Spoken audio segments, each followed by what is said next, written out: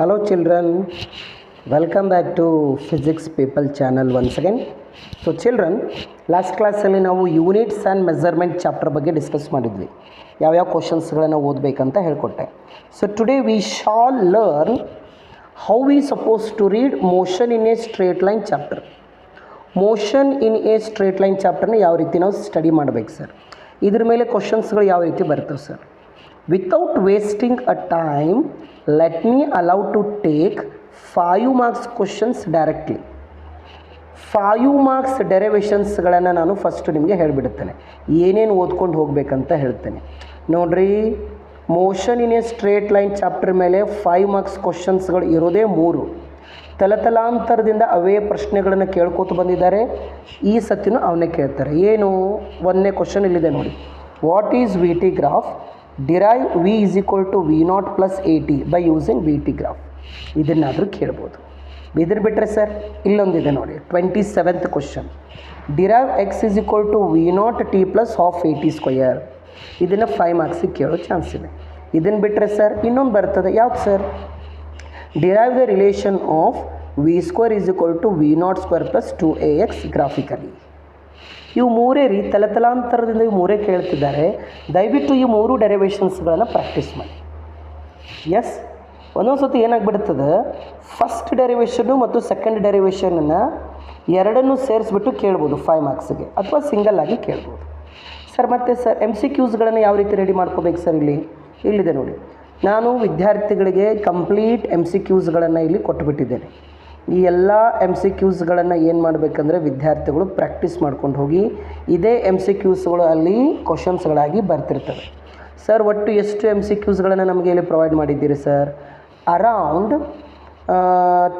20 MCQಸ್ಗಳನ್ನು ನಾನು ನಿಮಗೆ ಇಲ್ಲಿ ಪ್ರೊವೈಡ್ ಮಾಡಿದ್ದೇನೆ. ವಿತ್ ಆನ್ಸರ್, ವಿತ್ ಸೊಲ್ಯೂಷನ್ಸನ್ನು ಕೂಡ ನಾನು ಕೊಟ್ಟಿದ್ದೀನಿ. Is it clear? Yes sir. MCQ ಹೇಳಿದ್ರಿ ಸರ್, 5 ಮಾರ್ಕ್ಸ್ ಕ್ವಶನ್ಸನ್ನು ಹೇಳಿದ್ರಿ ಸರ್. 2 ಮಾರ್ಕ್ಸು 3 ಮಾರ್ಕ್ಸ್ ಕ್ವಶನ್ಸ್ಗಳು ಯಾವ ರೀತಿ ಬರ್ಬೋದು ಸರ್?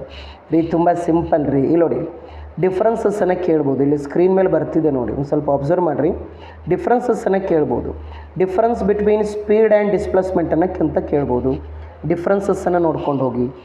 ಡಿಸ್ಟೆನ್ಸು ಮತ್ತು ಡಿಸ್ಪ್ಲೇಸ್ಮೆಂಟ್ ಮಧ್ಯೆ ಇರ್ತಕ್ಕಂಥ ಡಿಫ್ರೆನ್ಸು, ಸ್ಪೀಡು ಮತ್ತು ವೆಲಾಸಿಟಿ ಮಧ್ಯೆ ಇರ್ತಕ್ಕಂಥ ಡಿಫ್ರೆನ್ಸ್ ಕೇಳ್ಬೋದು. ಮತ್ತು difference between average speed and average ವೆಲಾಸಿಟಿಯನ್ನು ಕೇಳ್ಬೋದು. ಎಕ್ಸಾಮಿನೇಷನಲ್ಲಿ ಒಂದು ಸ್ವಲ್ಪ ಡಿಫ್ರೆನ್ಸಸ್ಸನ್ನು ನೋಡ್ಕೊಂಡು ಹೋಗಿ.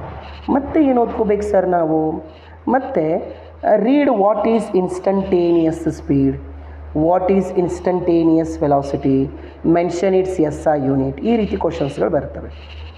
Next, mention the differences between uniform motion and non uniform motion of the body. ಈ ರೀತಿ ಕ್ವಶನ್ಸು ಸರ್. ಮತ್ತೆ ಅದೇ ಸಿಂಪಲ್ ಕ್ವಶನ್ಸು. ಹೇಗೆ? What is average acceleration, instantaneous acceleration. Yes, ಈ ರೀತಿ ಕ್ವಶನ್ಸ್ಗಳು ಬರೋ ಚಾನ್ಸಸ್ ಇರ್ತದೆ, ಓದ್ಕೊಂಡು ಹೋಗಿ. ಮತ್ತು ಸರ್ ಈಗ ನಾನು ನೋಡಿದ ಪ್ರಕಾರ ಏನು ಬರ್ತದಂದರೆ, ಪೊಸಿಷನ್ ಟೈಮ್ ಗ್ರಾಫನ್ನು ಪ್ಲಾಟ್ ಮಾಡಿ ಅಂತ ಹೇಳ್ತಾರೆ. ಇಲ್ಲೊಂದಿಷ್ಟು ಪೊಸಿಷನ್ ಟೈಮ್ ಗ್ರಾಫ್ ಕೊಟ್ಟಿದ್ದೆ ನೋಡಿ, question number 17ನಲ್ಲಿ.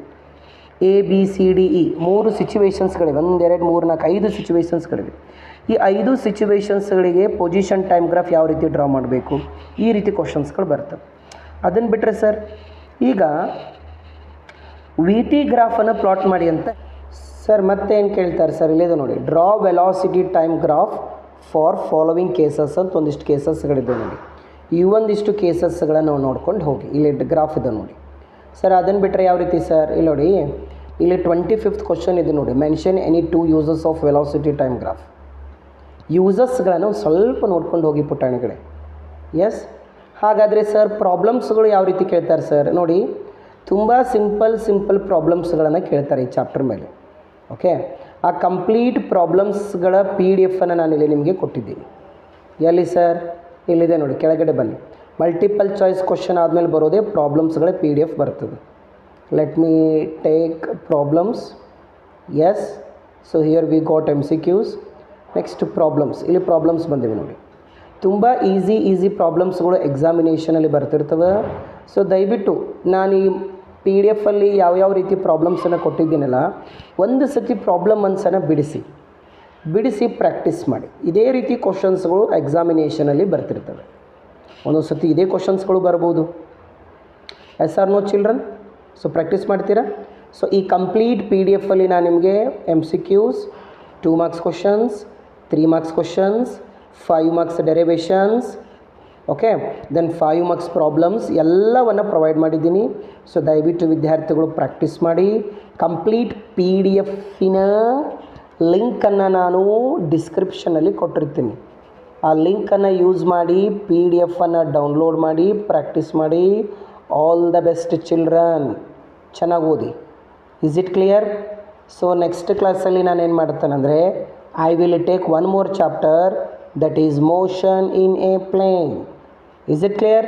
Thank you so much.